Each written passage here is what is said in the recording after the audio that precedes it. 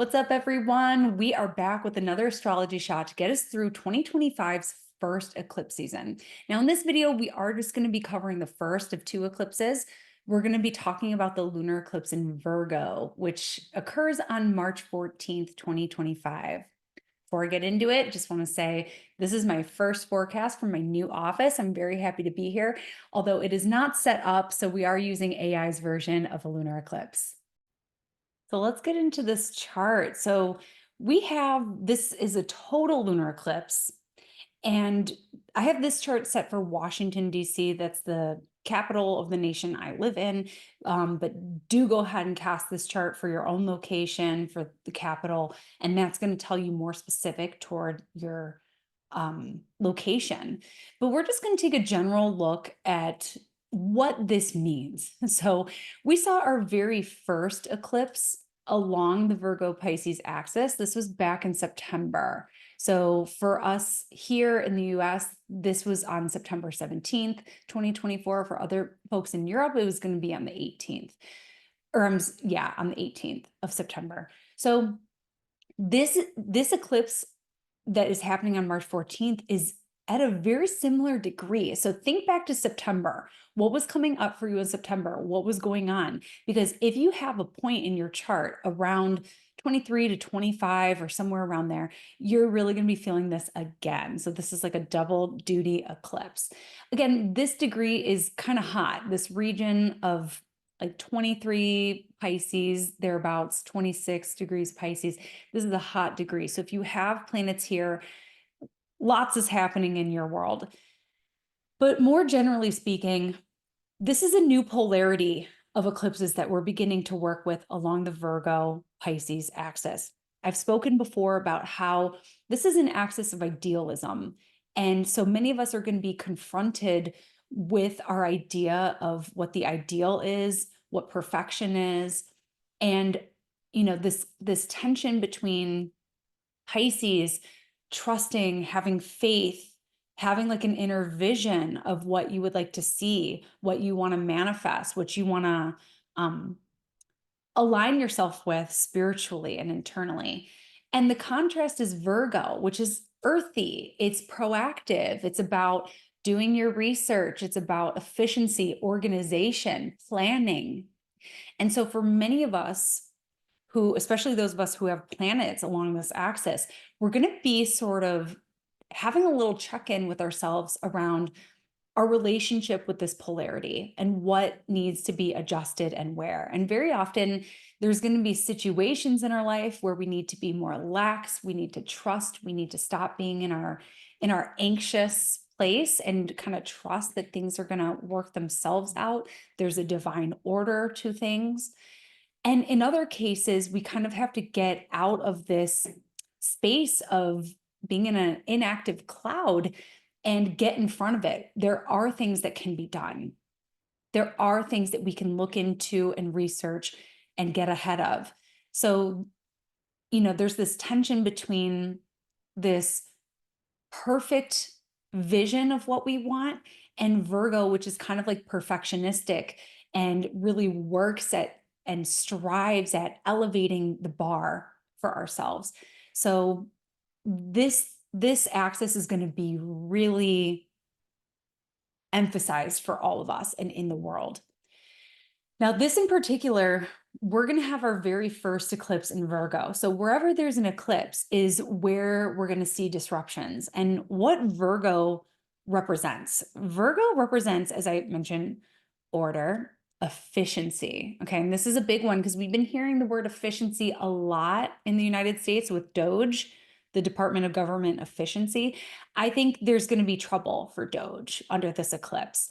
And this eclipse is going to be disruptive when it comes to making things efficient or our idea of efficient. Virgo is ruled by Mercury. So anything mercurial, we're going to see disruptions with. Mercury being administration, Mercury being youth, education, anything to do with like communication or transportation. So the entire Department of Education was just gutted. That we could look at this eclipse for that. We could look at tech workers. Tech workers are going to be impacted by this eclipse. Stocks, the markets. We literally get the word market from the word Mercury. Mercury has a lot to do with market sales. So a lot of people have been asking me about recessions. And I really think that we've kind of been in a recession with Jupiter in Gemini, whether economists or mainstream media want to call it that or not. Um, things have gotten more expensive. People aren't spending as much. The housing market is moving a lot slower. I think we have been in one. But I would say that with Mercury ruling Virgo, markets, the prices of things, that's definitely going to be disrupted even more. Another thing that we see a lot along the axis of Virgo-Pisces is healthcare workers. We're going to see educators, so teachers, and just anything with like health and wellness. All right. So health and wellness, these are things that get put with Virgo a lot. So we can expect to see disruptions there. This is a south node eclipse. So there's loss. There's things that we're letting go of. There's things that we're releasing on this eclipse. But again, it goes back to that other lunar eclipse in Pisces. So there may not be a connection with loss, diminishment, letting go. It may be kind of like serving as a major trigger for that lunar eclipse, north node eclipse last year. So speaking of our north node in Pisces, let's take a look at what's going on over here. Saturn, again, I mentioned themes of order, uncertainty around order. This eclipse is happening right between this Saturn Neptune conjunction. And Saturn and Neptune, they're going to get within 1 degree of one another coming up here. They're not going to reach that exact conjunction until, I believe, January of 2026. So we have about another year. But circumstances like this, where you have a lunar eclipse that's occurring right between the two of them, it essentially yokes them together. So we are already experiencing the Saturn-Neptune conjunction, especially as they get closer and closer together. So this one is happening in the sign of Pisces. We will also be experiencing this aspect in Aries. This aspect occurs once every 37 years or so. So if you were born in 1989 or 1990, this is really significant for you and for all of us, especially in terms of restructuring.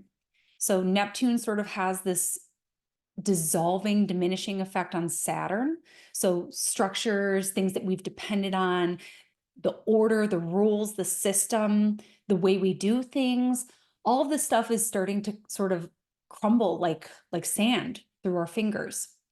And at the same time, Saturn says to Neptune, hey, we have another vision for what's possible. Can we build it? Can we remake that? And I don't think we're quite there yet. Usually with an aspect like this, we have to sort of hit a little bit of a rock bottom. We have to come to terms with what's happening. So I think that this eclipse is really going to make that very clear.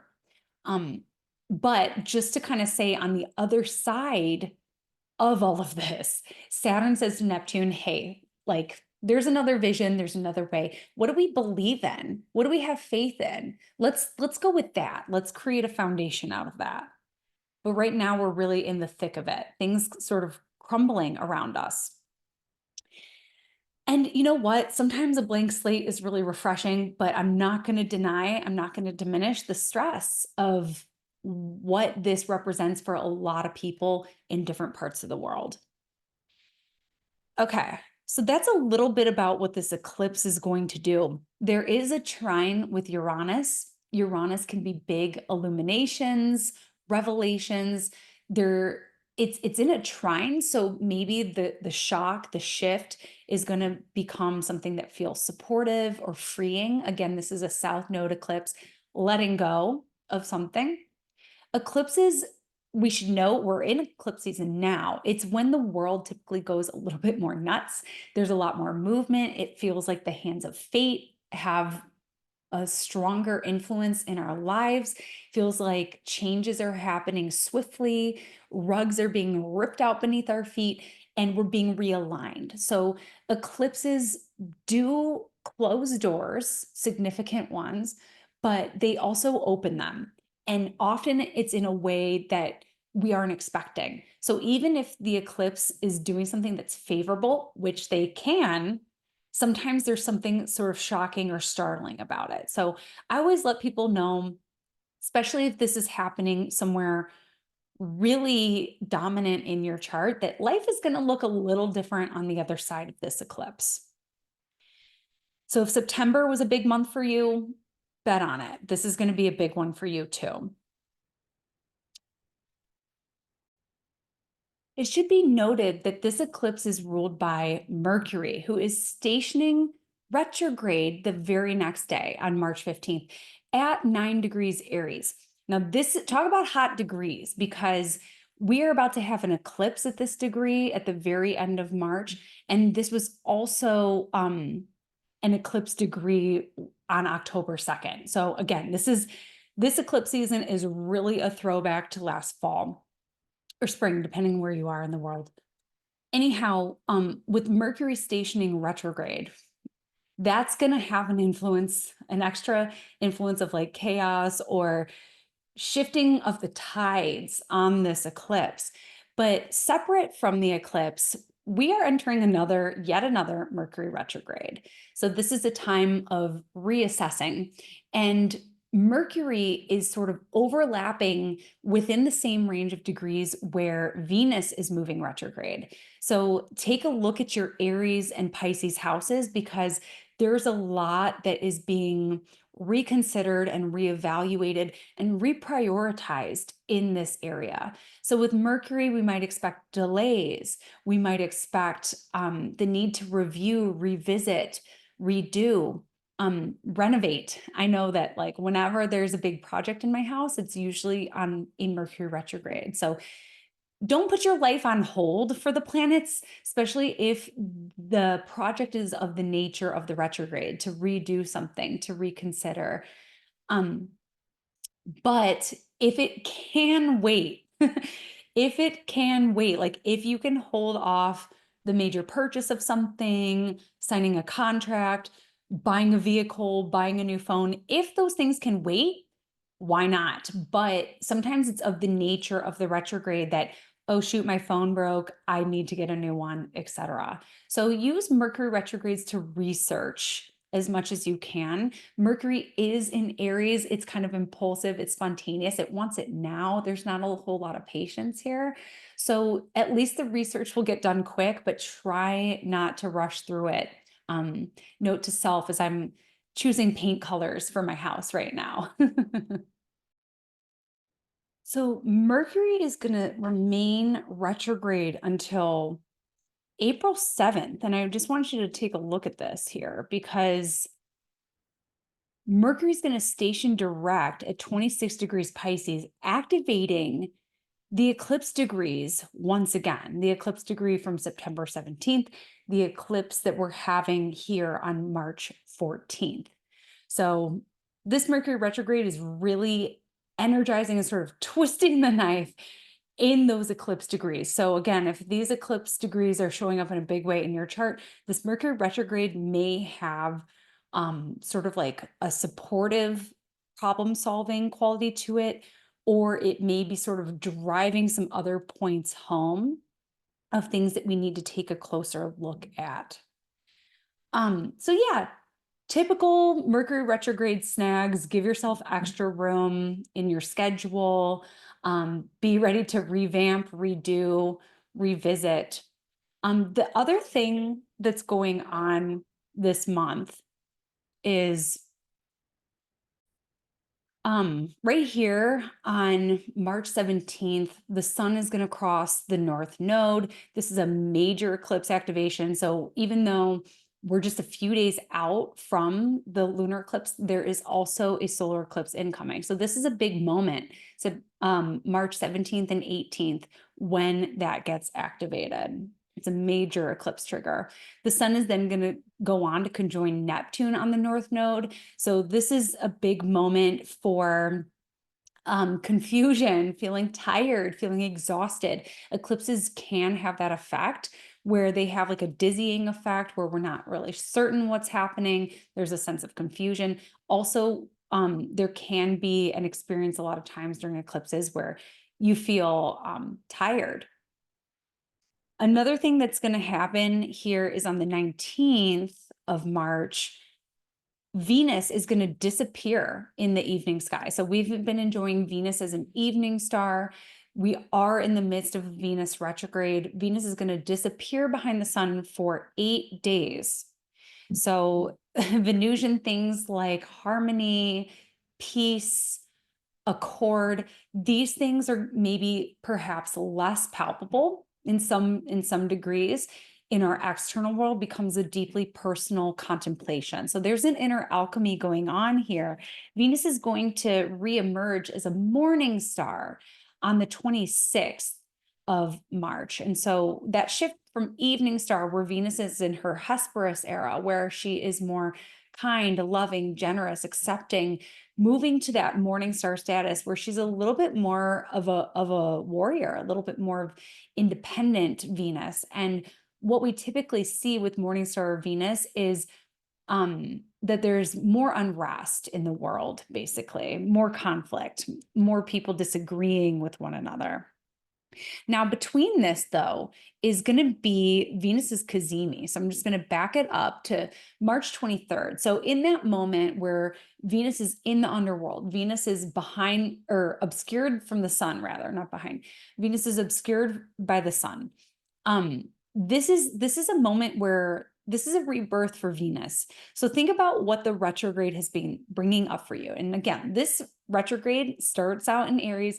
It is not subtle. Like people are hearing from their exes. It is not subtle.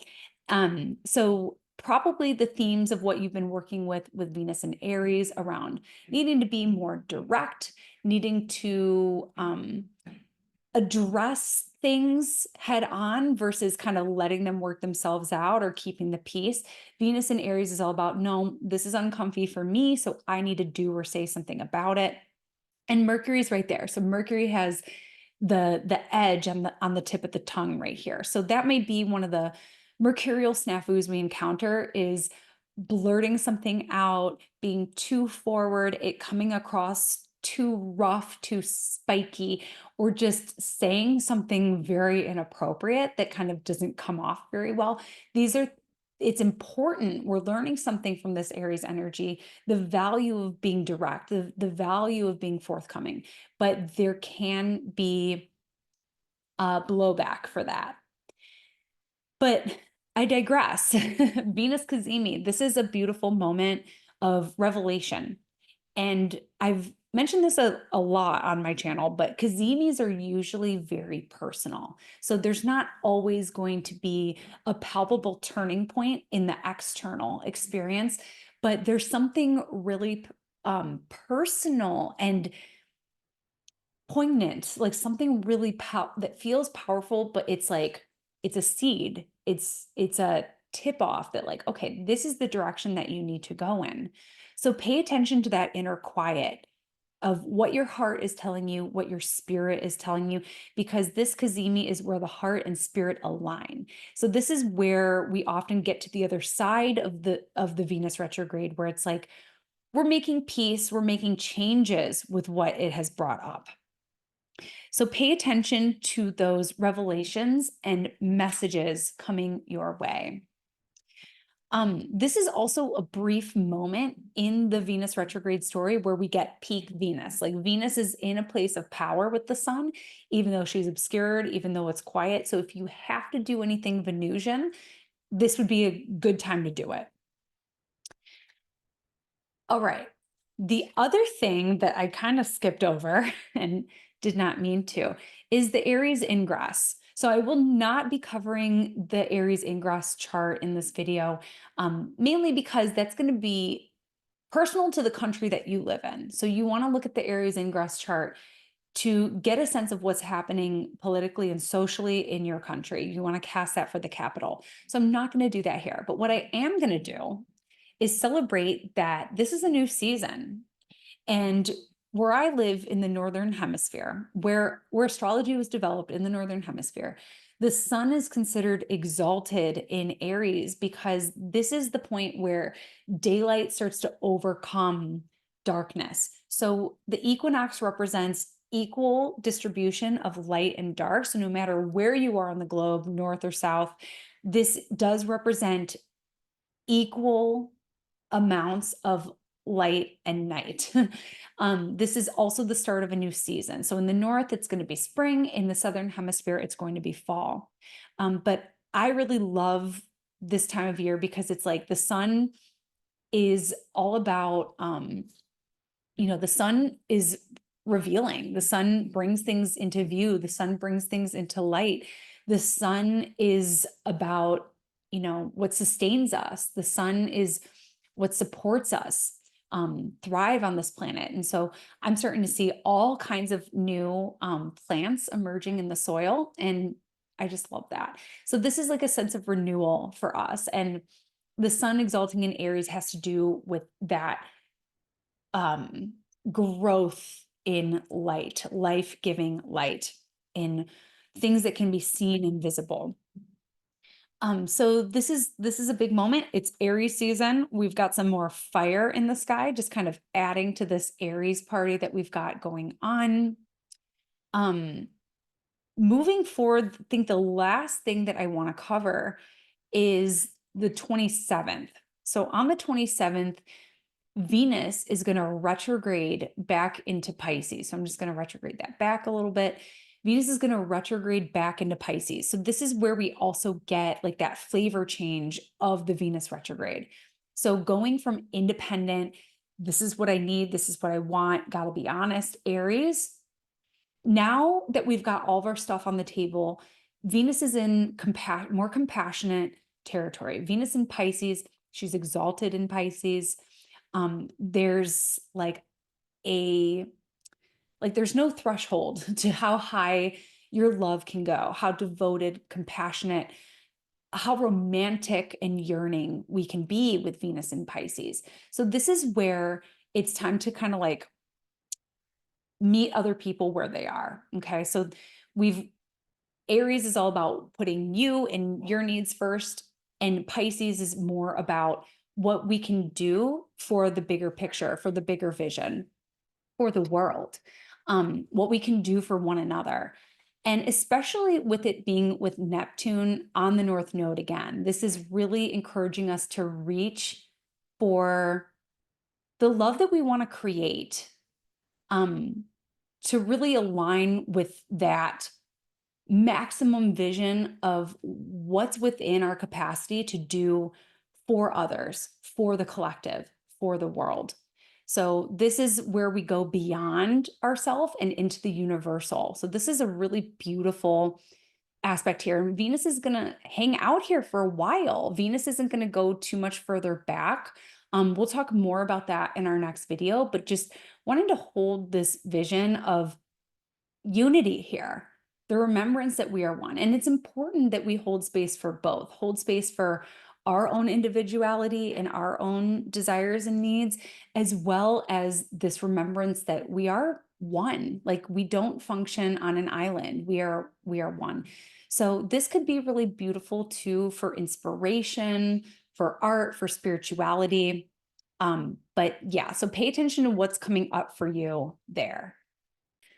And what I'll leave you with, and Nova just woke up from his nap. What I'll leave you with is with Neptune at the anaretic degree of Pisces, and on the North Node, the omens have been loud. The dreams have been loud.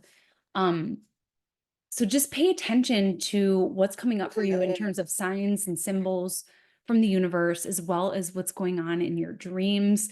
There can be something really dreamy happening with that conjunction with Venus. So pay attention to the big developments in your relationships and how you're choosing love in new and bigger ways. We'll be talking more about Neptune in next in our next video because Neptune is moving into Aries. I do have some resources for that on my website. I just gave a talk to ESAR about Neptune in Aries. I have a webinar on Neptune in Aries and an article available on my website. Oops, sorry about that. And an article on Neptune Aries on my website. So I'm going to go be with him now, and I'll see you on the other side of this eclipse. Till next time, bye.